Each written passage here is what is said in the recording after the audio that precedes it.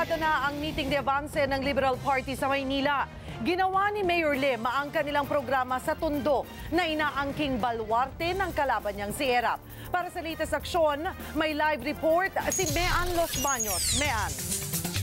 Cheryl, bagamat masama ang pakiramdam ni Pangulong Aquino, hindi niya pinalampas na makarating dito sa meeting de avance ng kanyang mga pambato sa Maynila. At bagamat sinasabi ni Mayoral candidate Joseph Estrada na kanyang baluarte itong Tondo, dito pa rin napili ni Mayor Lim na gawin ang kanyang programa. Sa ilalim nga ng matinding sikat ng araw, sinimulan ang meeting de avance ni Lim dito sa Plaza Hernandez. Si Cesar Montano ang naging host ng programa. Present ang lahat ng local candidates kabilang ang tumatakbong mayor na si Alfredo Lim, Vice Mayor na si Lou Veloso at ilang senatorial candidates gaya ni Cynthia Villar, Cheese Escudero at mga proxy.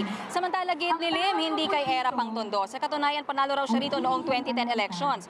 Tinalo raw niya sa distrito ang manok noon ni Erap na si Lito Atienza. Sa pagkakataong ito, muli raw magkakasungkatan ng lakas sina Erap at Pinoy na nagharap na rin noong 2010 presidential elections. Kumpiyansa si Lim na kayang iangat ng Pangulo ang kaniyang kandidatura. Kapalit nito ang pangakong ipapanalo niya sa Maynila ang mga senatorial bet ng Team Pinoy at ipanalo nga itong 12-0. Pero hindi pa raw masabi ni Lim kung lamang ba siya sa laban nila Erap. Mas gusto raw niyang hintayin ang resulta ng botohan sa Lunes. Narito naman ang bahagi ng pahayag ni Mayor Lim. Ma-advantage niya, marami siyang pera eh. Ewan ko kung saan niya kinuha yung mga perang yan. Popular siya dahil artista. Cheryl, katatapos-tapos nga lamang nitong speech ni Pangulong Aquino. Alam mo, paos siya at na yung kanyang boses na hirap maintindihan pero gaya ng inaasahan.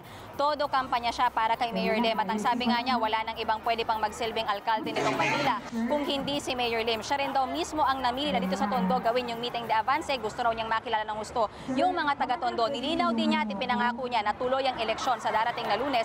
Bagamat may mga nagsasabi ng no-el o no election dahil di nga sa nangyaring mga brownout kahapon. Cheryl. Maraming salamat, Mean Los Baños. Nagulat live mula sa Maynila.